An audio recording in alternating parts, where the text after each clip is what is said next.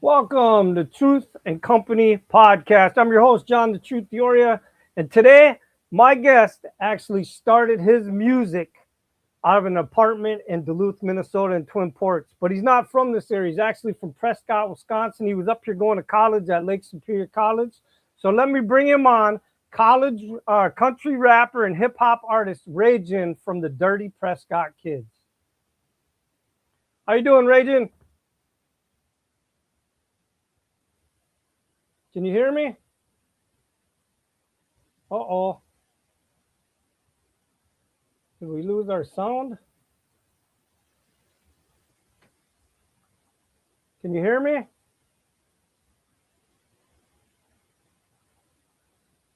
Can you hear me?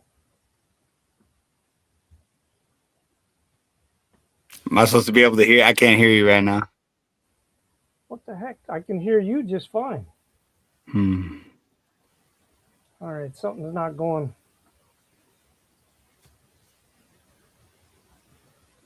That's not Don't good. know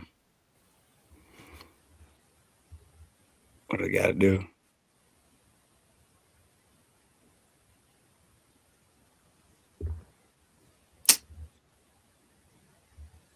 Can you hear me yet? Yeah, I can hear you fine. All right, I can hear you now. I can hear you now. Okay, we're good? Yeah. All right. Well, a little technical difficulty. Of course, that always happens when you're doing a live podcast. Yeah. There's always something. So anyways, how are you doing? I'm doing great. How are you? I'm good. I appreciate taking time to come on. I know you just got back from a trip to Colorado. You were doing some snowboarding.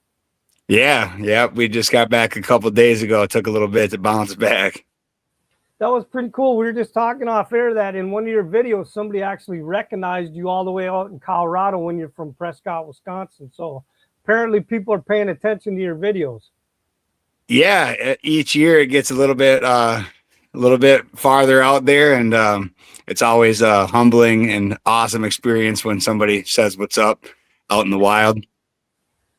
So I did mention in the intro that you actually started your music up here in Duluth, Minnesota.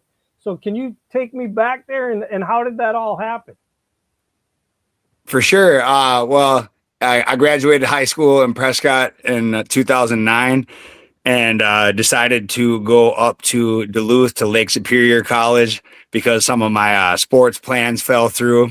That's a whole nother story, but I ended up in Duluth, living up on like the Rice Lake Road area, Campus Park it was called. And I lived with 4 girls. It was quite the experience. And Sounds like just a whole started. different show there. Oh, it was a whole different show. It was awesome, though. They were super good to me. They were sophomores, so they all started introducing to me to all the people they had already met over the last year. So it really was not much of a learning curve for me up there. I kind of got just thrown into just living up there. And in that time frame, I met a lot of different people and a lot of just kind of new experiences and everything. I was always a music person, but I met some people that had the musical equipment and means to record music. And we kind of started DJing and messing around that way. And I kind of told them that I wrote music on the side at home, but never recorded it. I always assumed that had to be in like some big professional studio. And they were like, oh no, we got a microphone right here. And so I kind of started recording some stuff just for fun and just kind of for the roommates. And then we kind of started sampling them into our house parties, which we had plenty. And I just really used to drop them in between popular songs just to see if anyone really quick like turned and said, shut this off, and a couple of them passed the test and people just kept partying and vibing and everything. So I kind of started taking it a little bit more serious after that. And I was up in Duluth for 3 years, but it really was like the starting ground for me because I was able to show my music to a lot of people my age, young, early 20s and everything in the party scene. And by the time I got back to Prescott in 2011, 2012 area, I started releasing music like officially on the internet. So it really all started in Duluth. Did you perform up here in Duluth at all? No, I don't think I could fathom in that time that I was up there that I was going to even end up performing the stuff.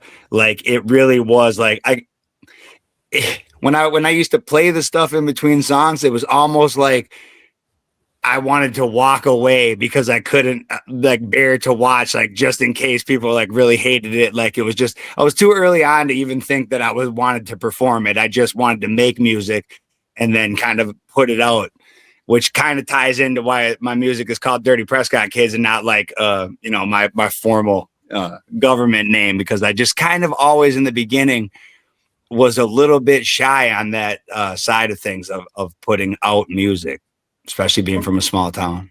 Well, let's talk about that, the Dirty Prescott Kids. How did that name come about? And I know there was some other members that were with you. So, Yeah. and we talked earlier that you're kind of on your own now, but you're doing a lot of collaborations. So kind of take me down that path of the putting together the Dirty Prescott Kids and who was part of that. Yeah, so it's kind of like a multi-phase thing, but like in that era that I was up in Duluth, there was no name to it. I just kind of put the songs out on my personal Facebook, and there didn't really need to be a name. And then by the time I got back and started recording music to put it on the internet, to put it on YouTube, to put it on anything, you know, there's got to be a name. Like, what are people supposed to follow? And I had a kid from my hometown that I was making music with at the time, and we kind of we're just toying ideas of what to call it, and we kind of like all of our songs in the beginning were just really about all my friends from Prescott, kind of like the lifestyle we all lived and everything in small town Wisconsin. So my friend actually said, why don't we call it the Dirty Prescott Kids? It was a funny enough, cool enough working title for me at the time. This is probably 2011, early 2012. So we put out our first songs under that name. Now, 2-3 songs in, this kid kind of goes MIA, and it's really just me. And I didn't have my fill yet. So like I keep putting out songs under the name and keep it rolling. 2012, 2013, and about 2013, 2014, another Prescott kid that was kind of a EDM DJ, Tony Burton, Trips is his name, joined forces with me as like my beat producer, my mix master, kind of like helped me on the technical side to make the song sound a little bit more up to par to be putting on streaming platforms. And so there was 2 of us, and I just kept the name rocking because I had already started to gain people listening to it, and it just didn't seem like I should change it, you know? And the farther that we went with it, I just kind of started to think, well, it's a unique enough name and it catches people's attention. I didn't really want to go by just my main, you know, like I said, my government name. And there was I don't know, like I just kind of like kept it rolling a little too long. And then by the time I really started to catch steam, it was far too late to come up with a name change and everything like that. And what I've grown to allow it to be is a very inclusive name where pretty much anybody that's down with the music can be a Dirty Prescott kid. It's all of us. It's about all the people I grew up with. It's about people that aren't even from Prescott that relate to it. Now it's just a big old happy, inclusive name. So it grew to mean new things as I went. But in the beginning, to be honest, it was just a working title that we came up with because you needed to have a name to put the music on the internet. So now who is Trailer Swift then? Trailer Swift, I guess, is just a woman that I made up for a song, a metaphor for a type of chick that I met in my past. I spent a lot of time living in the trailer park, a good almost decade. So I always write songs about things that it could either be a direct life experience or loosely based on something that happened to me or something that happened to people around me. But everything that I've wrote has some sort of, you know, tethering to something that's happened to me. But sometimes, like Trailer Swift, that was kind of me expressing, kind of making up a story to fully make a cool song. Okay. Now your nickname raygin. Now, correct me if I'm wrong. Now that's actually a drink from down there, and isn't it a song that you created? So it's not a drink that I know of, but it should be. Basically, a lot of my songs in the beginning and now, I guess, are about having a good time and partying. And one word that I used over and over again is raging. And when I was driving between North Carolina and Texas, ironworking, I just had this epiphany that raging split into two is like a name. Like it just like I had music on. This is probably 2020, and I'm like raygin. It goes together perfectly. So like all of a sudden I'm like, I'm making a song called Raygin. Like I didn't know what it was going to be or whatever. And I come up with this idea, basically got the song half wrote by the time I get to Texas, record the song in a hotel room. And I'm telling all my friends, I'm like, dude, this song is banging. Like I had some traction, like pretty good following on TikTok and everything. Probably had like one album and I don't know, 15 songs out by then. But I put the song out in May of 2021, and it took off like a bat out of hell on TikTok and gained me a whole new fan base that I did not have before, and immediately launched me into a totally different realm of music where my music was being downloaded. I was being paid to do it. Streaming platforms were popping off. My YouTube channel was growing. I started getting booked for shows. My first show shortly after that song came out was in Virginia, Blackstone, Virginia. And, I had only done shows locally before that. And like realistically, that song changed everything for me. So now it's just like synonymous with me. Raygin is me. It's the song. It's partying. It represents a whole lot. And I've never got sick of it. I've done shows now where people want to hear it 2-3 times. And it's like, all right, whatever. So tell me then what this Raygin on the River is. Well, Raygin on the River is just me blending all of those things together. Is that like half of the reason why my videos took off for that song was me. I live in a river town. So most of my summers, my whole entire life have been on the river, and all my friends got some sort of a boat, some nice, some little, aluminum fishing boats. Doesn't matter, anything to get out there. And I would be out on the river with one of them every day. And so I would make some sort of a TikTok out there and, add that song in there. I'm pretty good at promoting myself. And it was early in the stage of TikTok. People who are familiar with TikTok, that 2020 to 2021 era cannot be replicated. It was just wild for growth, that what you could have on there. And we were getting, I don't know, 250,000 to 500,000 views per video of this song. And now people started making videos to the song that weren't me. And most of them took place like out on the river.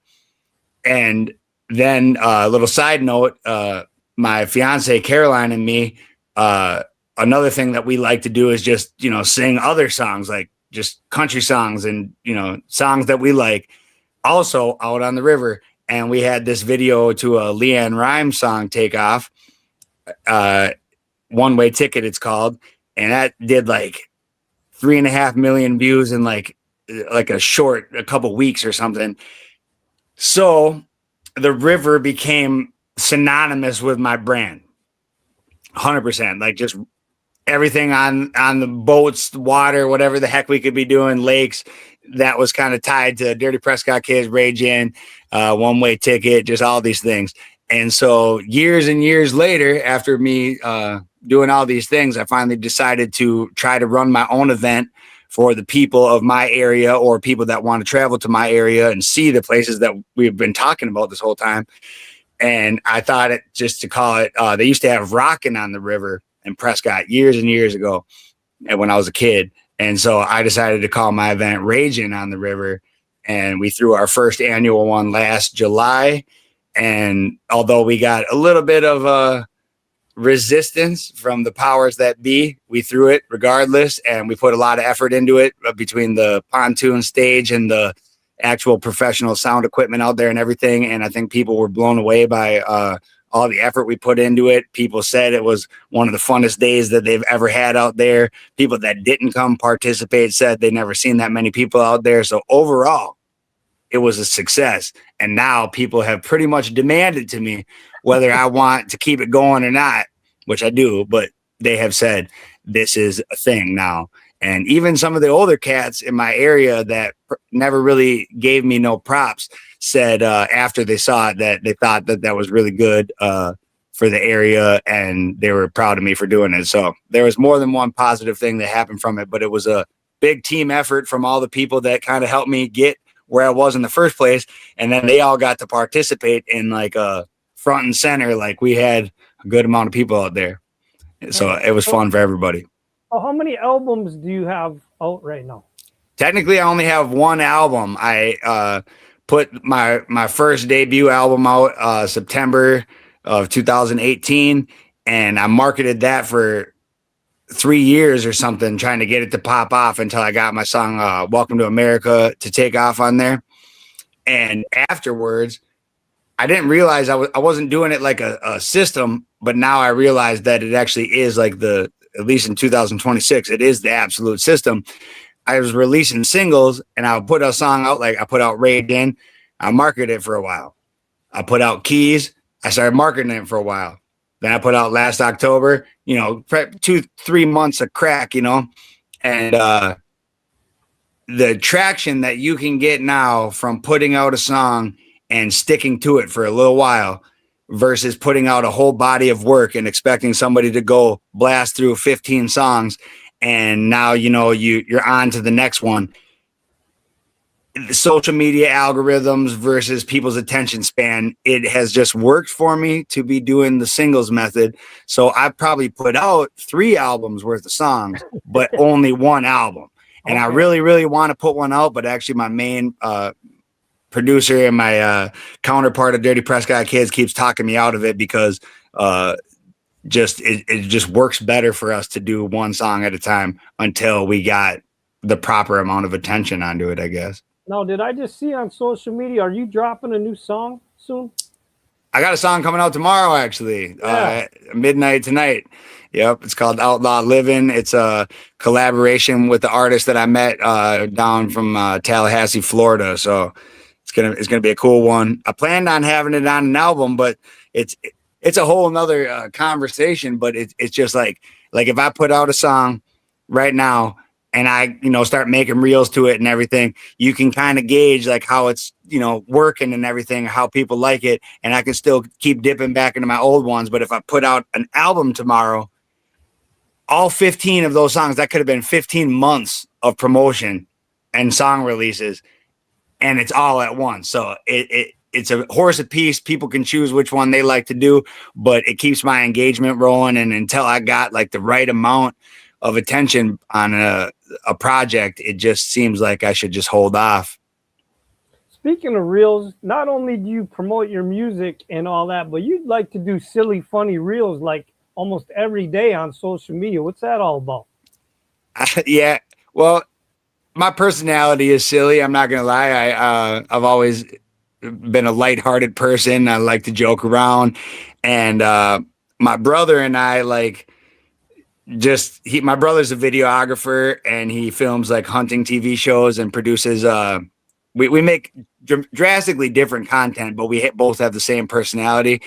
And I don't know, like when he first started busting out the camera and everything back in the day, we'd make these I didn't know I was doing the same thing I was going to be doing later on, but we would just make funny videos and post them to pretty much like our Snapchat.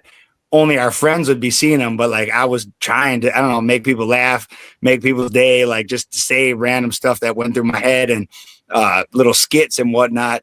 And then later on, when I actually was on social media, I just kept that same attitude rolling. So it seems like a lot of people that make my type of music just want to be looked at as just a badass, and I'm cool with that too. But I don't know. I just don't take things like that seriously. So I like to add the humor element to my shit. And I don't know, it works for me. People like that. I'm not afraid to be myself on there. All right. So you ready for these random 20 questions? I think so. Never know. All right. So question 1, tell me about your background and your upbringing a little bit. How far back we going? Oh no, just basic.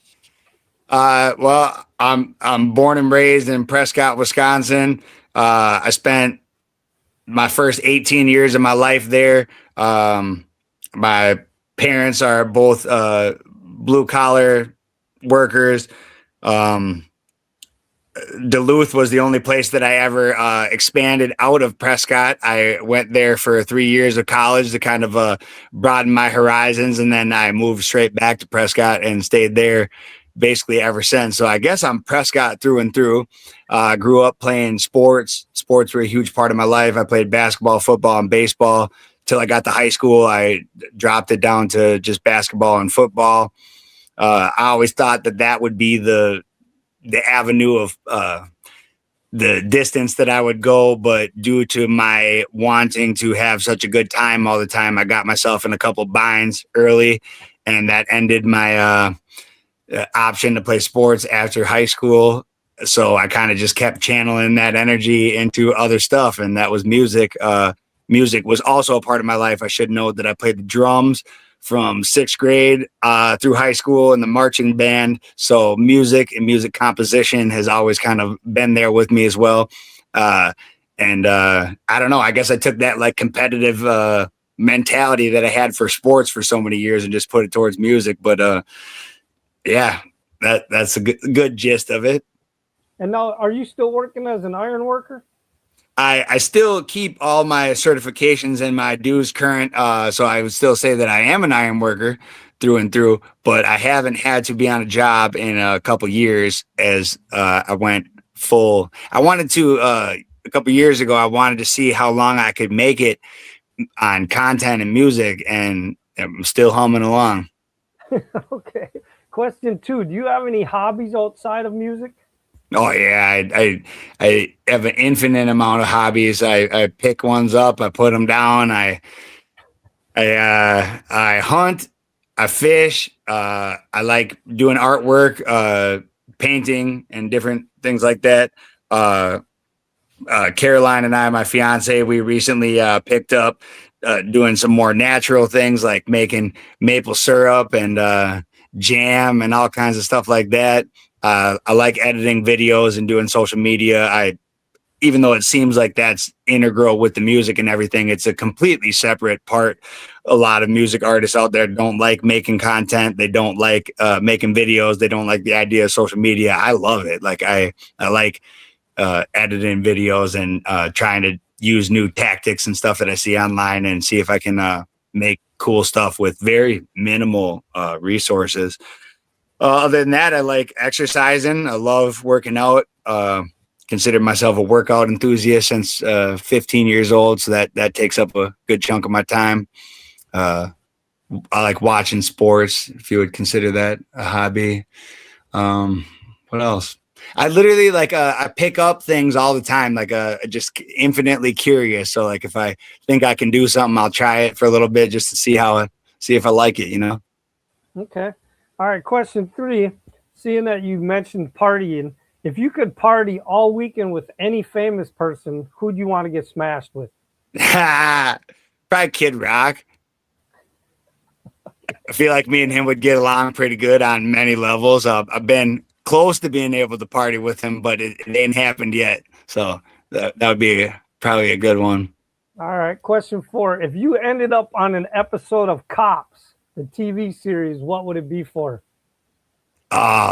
These days, I mind my P's and Q's quite a bit, but if I did, it would probably be for throwing too big of a party and getting a little too loud and them showing up and telling me that I can't do that. But other than that, it would be a rare occurrence for me to end up on there anymore. I watch myself pretty good now. Okay. All right. Question 5, if you were reincarnated as a fish, what fish would it be? Probably a muskie. The old muskalons, the Wisconsin state fish. Okay. All right. Question 6. Can you tell me an interesting story out of your music career? Interesting story. I don't know. There's so many of them. I guess I don't know like what would be considered interesting. First one that popped up that I think was funny. When I first got booked out of state, I had some people on social media say they were going to be there, which obviously in those early stages, that means more than anything, you know, before you have like a fan base, that a couple people are going to be there because obviously your friends aren't coming with you. And we were playing a show down in Alabama, and this guy said that he was coming to see me. And we got to the show. We were opening up for Jesse Howard. And I got to the hotel and I talked to the front desk lady. I said, "Hey, I'm here to check in. I'm playing down at this venue." And she goes, "Oh, you're Jesse Howard?" And I go, "Oh, no, I'm Dirty Prescott Kids." And she's like, "Oh, okay." Yeah, he called in a little earlier and I thought we weren't expecting him because I think they're going to play and they're not going to stay here. But he got a hotel room. I buried that in the back of my mind, right? I didn't really think nothing of it. I go to the venue, I play the show, and I meet these fans, and they're so excited to meet us that I think they jumped the gun a little bit and started partying a little too hard. And they don't tell me till after the show. They go, "Hey, yeah, we got to drive back like 5 hours. We drove quite a ways to come see you." And I'm like, holy shit. Now I just have this genius idea, which I knew this would mean a lot to these people who just met me and they came there to see me. I go, I got intel that the headliner isn't even staying at the hotel room tonight, but the people who booked us got us these hotel rooms. Why don't you just come to the hotel and tell him that you're the headliner? She has no idea what he looks like. So this guy who's a fan of mine and has known me for like 3 hours is like, "Are you serious?" So we go like a couple blocks down to the hotel room and he walks in there and he goes, "Hey, I'm Jesse Howard. I'm here to check into my hotel room." She's like, "Oh, we were wondering if you were going to come here. Nice to meet you, Jesse." And she checks this kid in, and him and his girlfriend got to stay in a hotel room for free that Jesse was never going to stay in. And I looked good. He had a good time. He'll probably never forget it. And it was no cost off of my back. So I consider that to be an interesting story. Plus, that was like my second or third out of state show. So it was definitely something that kind of still burns in my memory. And I guess we're still social media friends today. No, that's a good story, man. You never hear nothing like that. So yeah, it was a funny experience. And I obviously looked like just a epic person for doing it for him. And I was like, huh? All right. Question 7. If you could box in a celebrity boxing match versus any musician or celebrity, who would you want to fight? Who would I want to fight? Oh my gosh. That is, I don't think I got an answer for that. I'm a pretty non-aggressive person these days, but I guess if there was anybody out there that thought that they would pick me for that question, then I guess that's the person that I'd box, because if you want to box me, then I guess let's go. But I ain't calling out anybody. All right. All right. Question 8. What is something that your fans don't know about you? I don't know. I pretty much, I always say like I tell people like 95% of what's going on in my life. I'm extremely vocal and honest with people. I go live regularly and I just tell people what's going on in my life. So other than like super personal details, like what's going on like actual like day-to-day stuff, I don't know if there's anything pertinent that there, you know, that I would need to mention. Like, I don't know. Like, okay. I don't think there is a whole lot that without saying, like, you know, they probably don't know how many pairs of socks that I have washed right now. They probably know like just random stuff like that. Like, but other than that, I pretty much tell people everything. And, you know, nobody's been able to look something up about me yet and say, "Oh, you didn't tell us about this." I pretty much have. Yeah. Okay. All right. Question 9. What is the craziest or the funniest story that ever happened between you and a fan? Well, that last one was pretty good. Between me and a fan. Have there been any interactions like at when you're performing or anything? Oh, yeah. Okay, here's another one. This is a good one. So I got booked for this place in Illinois, and they double booked me, so they wanted me to play 2 days in a row. And the first night, what they didn't tell me they were doing, which is like kind of shady, but I get it. They had me starting, it was at a mud park, and they had me starting before the trails were even closed. Now at the mud park, a lot of the people, some people come for the music, but a lot of people are there to rip their side by sides around. And you pay good money to be there, and for the dang machine, you're going to get it for everything it's worth. And then you want to hear music. Well, they started me before it was even closed. So I get up there for sound check, and it's just not a lot of people anywhere in sight. You can hear all the humming of the four-wheelers and everything out there, but there's just no one there. And they had Puddle of Mud playing that night, the rock band. So I knew they'd be out for that, but they got me playing it. Like, it was kind of a setup, you know what I mean? Like, there wasn't a lot of people available. And so by the time we start, there's one kid out there. And by the time that I finished, there was more than that. But when it started, I shit you not, there was one person out there. So I got out on the microphone. I got to perform like there's 1,000 people out there and there's one. And I was like, hey, what's your name? And this kid's like, I'm Timmy. And I was like, well, Timmy, hopefully one day nobody believes you that this happened, but this concert's for you, brother. And we started like with a bang. And I thought he was there to see it. He'd come to tell me afterwards that he was just kind of walking by and figured he'd see what was going on. And that was his first introduction to me in general. But he stayed there for the whole concert. And by the end of it, there was much more people than what started. But since we had that little funny interaction, we brought him to the back where we had our camper set up and everything. And I gave him some merch and everything. And he ended up helping me and my mom carry like her merch bins to her car so she could head out for the night. And we pretty much have been connected ever since. But so like he ended up being the only person there. And then basically we treated him like VIP the rest of the weekend. We're just like, this is our brother, Timmy. And he'll still tune into my TikToks and everything every once in a while. I always recognize when he pops in there or whatever. But it was one of those things where he just was like the only person there. So we ran him around like a trophy after that. Nice. All right. That was a long time ago. It was probably 2021. Yeah, probably September of 2021. Jeez. All right. Question 10. If you had to promote a product in a commercial, what product would you be willing to promote? Well, I'm very specific about those things. I always have been since I got into social media.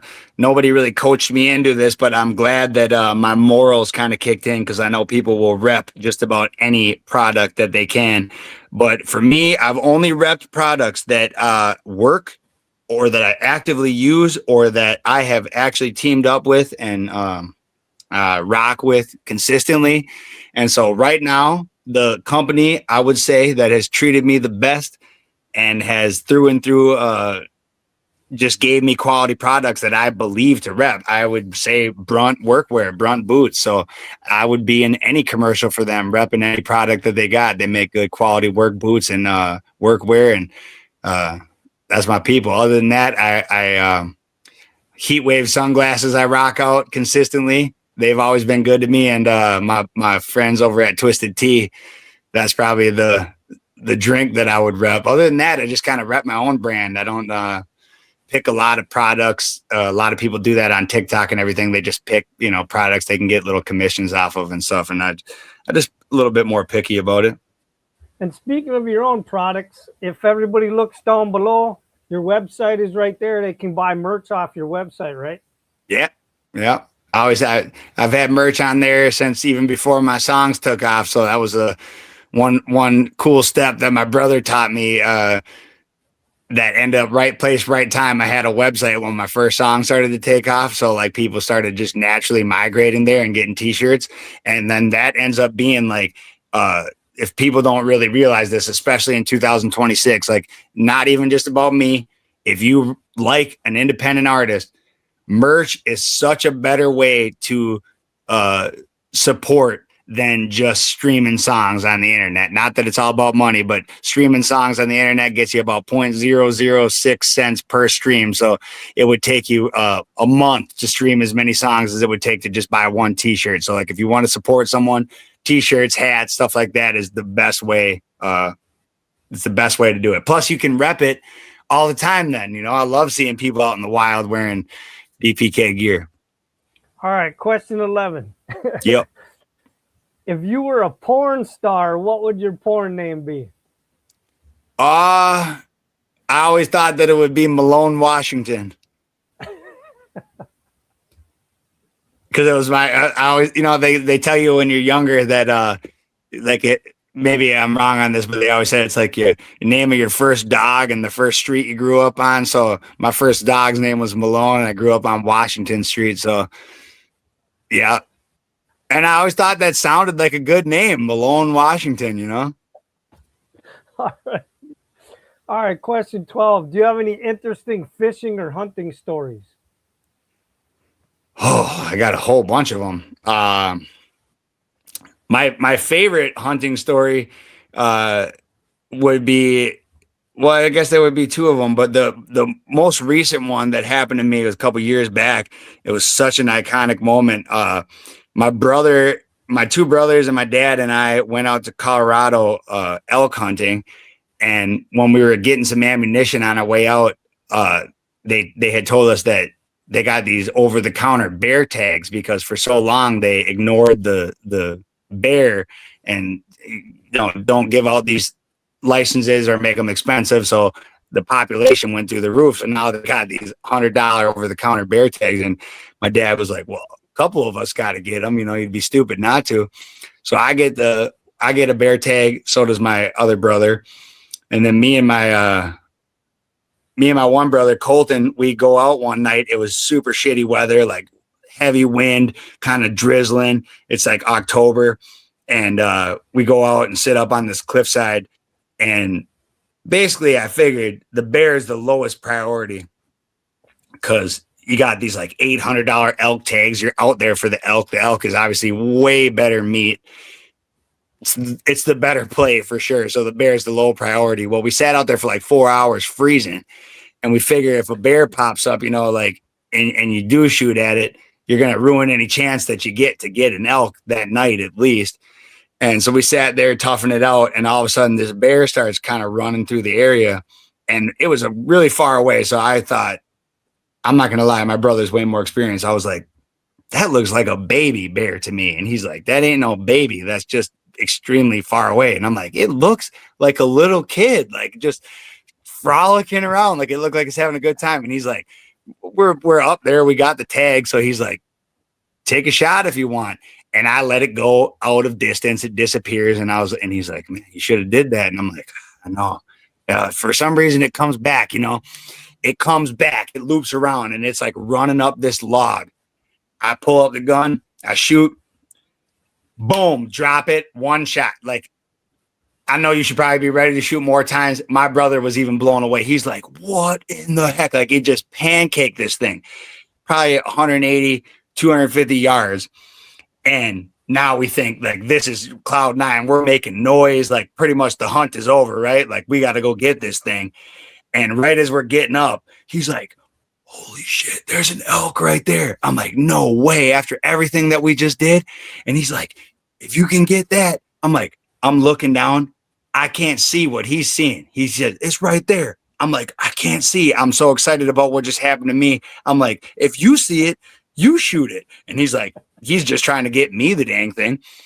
So he shoots, ends up getting an elk within 20 minutes of me getting this bear. And they were probably within, 175 yards of each other. So that night we came back to the camp where my dad and my other brother were, who chose that night not to come with us, but they heard the shots out there like you wouldn't not hear them. We came back in there. We're like, we got some dinner tonight, boys. We had a bear and an elk. And it took us a whole day to get the meat off of the mountain. We had to pack it all out ourselves, which is a whole nother story. But getting an elk and a bear within a half an hour of each other with my brother was definitely probably one of the most iconic hunting stories I ever had. Yeah, that sounds pretty cool, man. That's especially in that bad weather too. Yeah, and it was funny too. It's usually my brother or my dad that would be encouraging me to go out. And we were just sitting in this camp tent. There's really nothing to do. And I was looking out there that night. My brother was actually asleep in the food tent with me. And I was like, hey, we should go out there tonight. And he's like, really? You want to go? And I'm like, I feel like when it seems like the time to not go out is when you go out. Like I believe in a little bit more universal signs like that than he does. He goes off a little more statistics, and he's like, all right, man, like if you want to. And that's why my little brother and my dad didn't come out there, because it was just like, it really was like it was not the type of weather you want to be sitting out there in. And yeah, it ended up working for both of us. Got a nice size 5x5 bull elk, and wasn't the biggest black bear, but I think it was probably about 300-pound black bear. Nice. Big enough to mess you up. Yeah, any of them probably can. Question 13. If you had to give a speech to a group of kids, what topic would you talk about? The topic I think that I would talk about is there's probably a lot of things that I should talk about, but I get told now by a lot of kids, like they think it's cool what I do, or they look up to it and everything.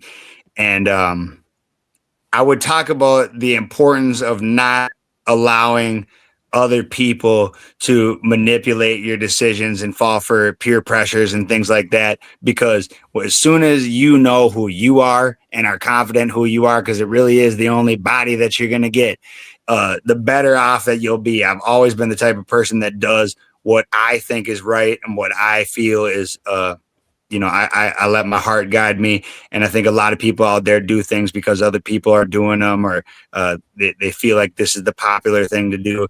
And it can get you in a lot of, I definitely had times in my life where I followed the crowd, and it seems to be the sooner the better that you know who the heck you are and you lean into it wholeheartedly, the better off that you'll be.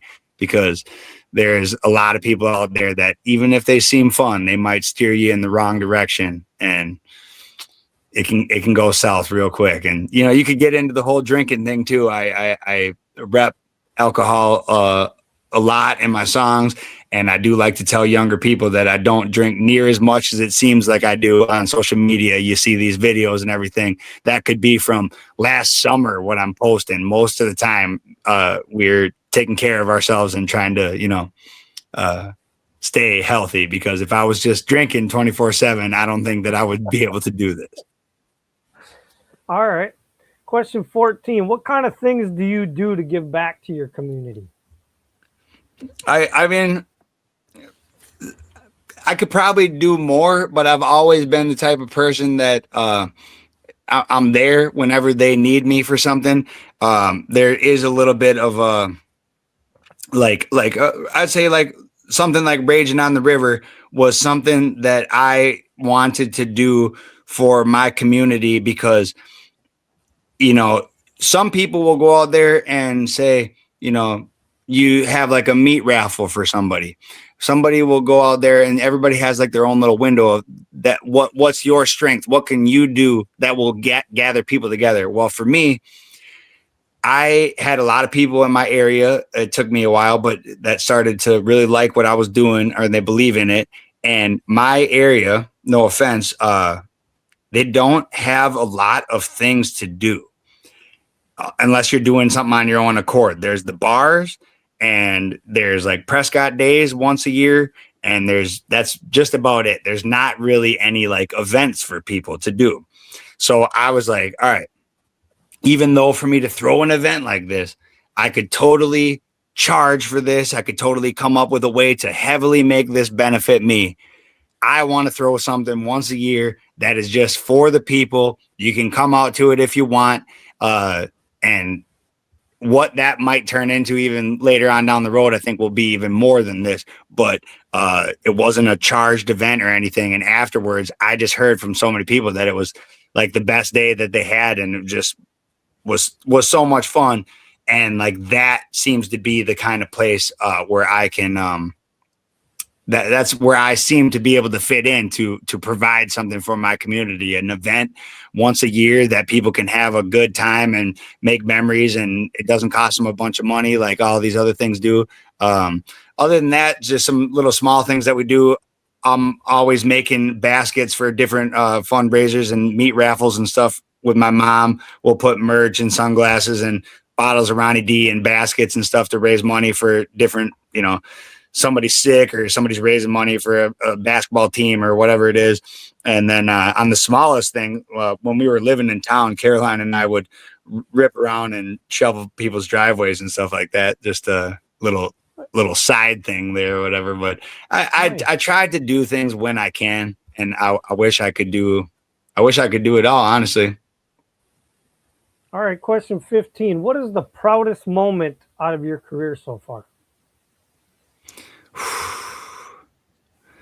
Proudest, honestly, I would have to say, like the most pinnacle thing that I did was performing on stage with Fred Durst and Limp Bizkit at the Somerset Amphitheater. That was like the coolest thing that I did, and obviously I was very, very proud of myself for that.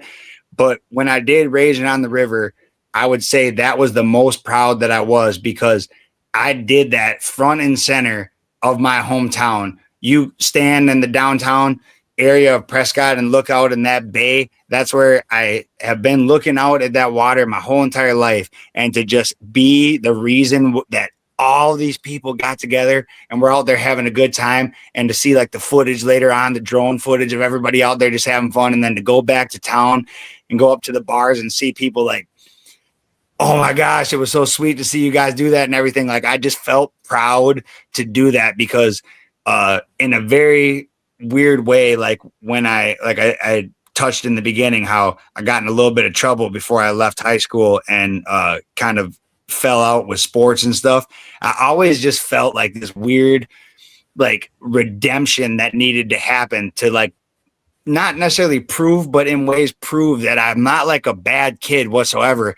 I have been gaining fans and people, and I wanted my hometown to see that. And like I just wanted this thing to happen, and it'd be like our age range throwing it too. Like, it's not something that already existed, like a Prescott Days or whatever. Like, it's ours, and to do it and have all my friends help me out, pull it off, and to see it all work out, and just all of that to happen at once. I probably was the most proud, like on top of the pontoon, looking and seeing like the train bridge of Prescott and like all of these boats and everybody like hooting and hollering. Like, that was just a really unique moment for me. And I hope that it just keeps getting bigger. And one day it's like so big that like it's just boats as far as the eye can see.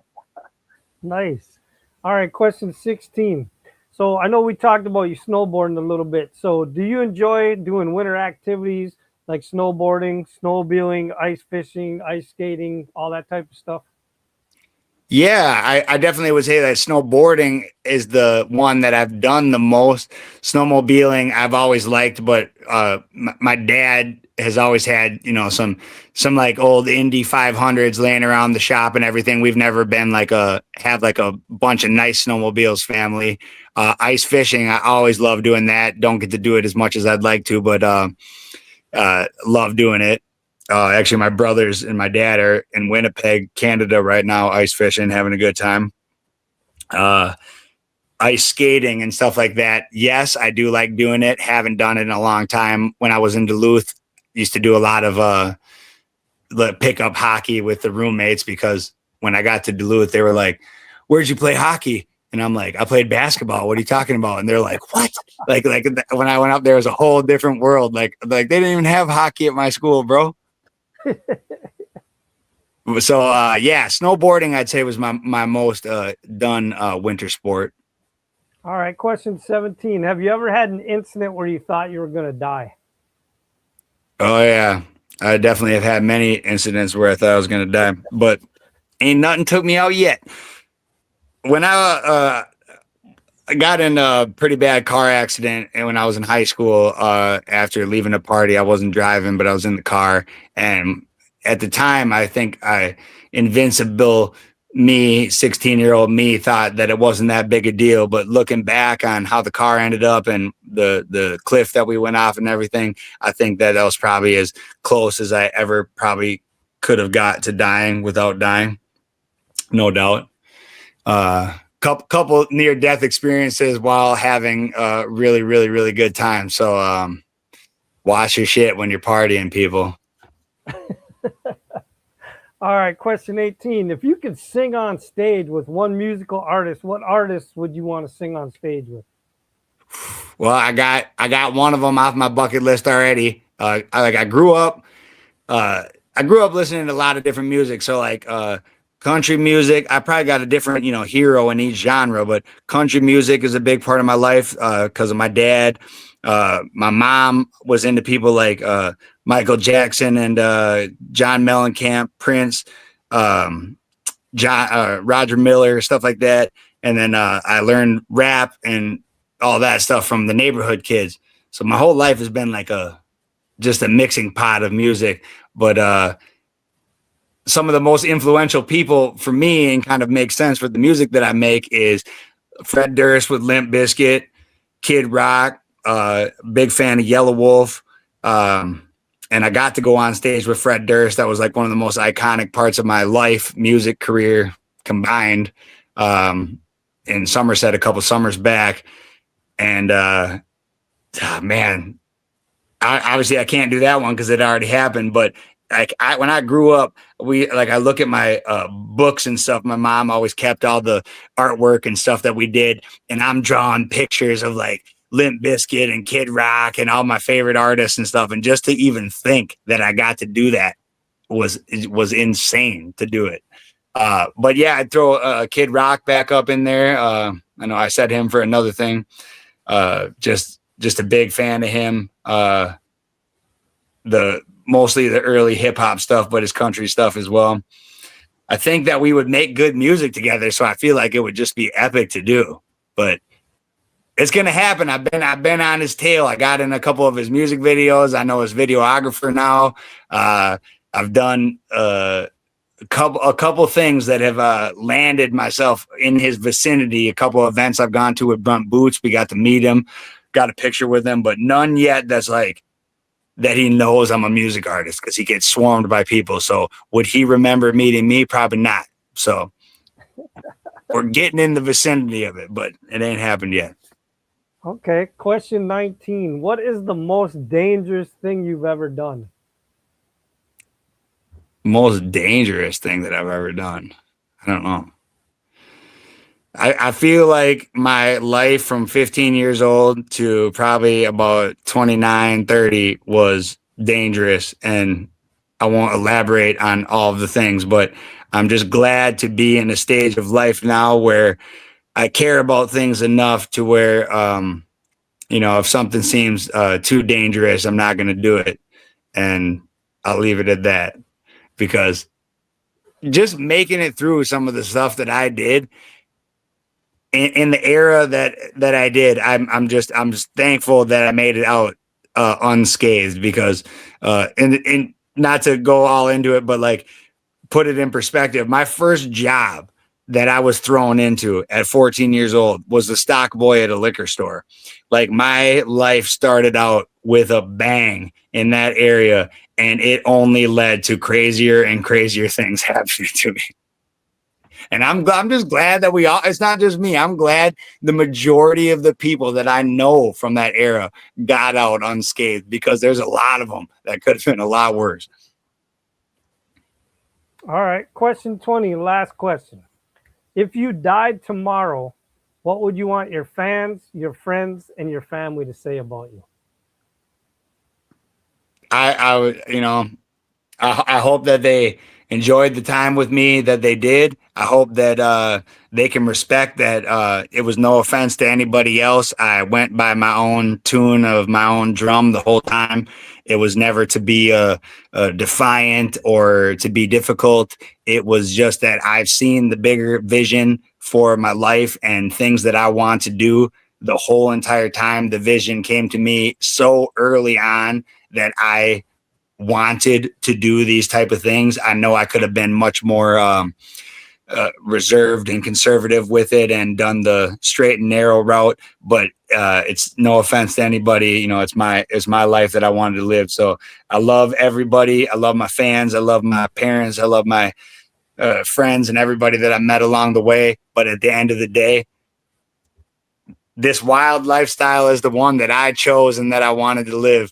And it was never supposed to be about anybody else. It's just, hey, follow your dreams, people. Go do what you want to do, because this life, it's always short, but it could be real short, and you never know. So I hope that they just respected that I was willing to follow my inner voice and just go for it. A lot of people that I know have dreams, and they tell me about them and everything, and they make it seem like they're going to get to them down the road. So I hope that people get to getting it, because it can end real quick. All right, well, listen, man, I appreciate you taking time to come on and having fun with the random 20 questions. If there's anything you want to say to your fans or promote a show coming up, go ahead. I don't necessarily I got a song coming out tomorrow called Outlaw Living. Dirty Prescott Kids is the name. You can find me on any social media platform as Dirty Prescott Kids. I tried to keep it as easy as possible. dirtyprescottkids.com, Dirty Prescott Kids, TikTok, Instagram, YouTube. I appreciate everybody that comes and subscribes, because the algorithm is always seeming to hide me for speaking the truth and being a little bit of a wild card. So anybody that joins the party is welcome to be there. And I just appreciate anybody that listens or spreads the good word. All right, hold on. And with that, the truth has spoken.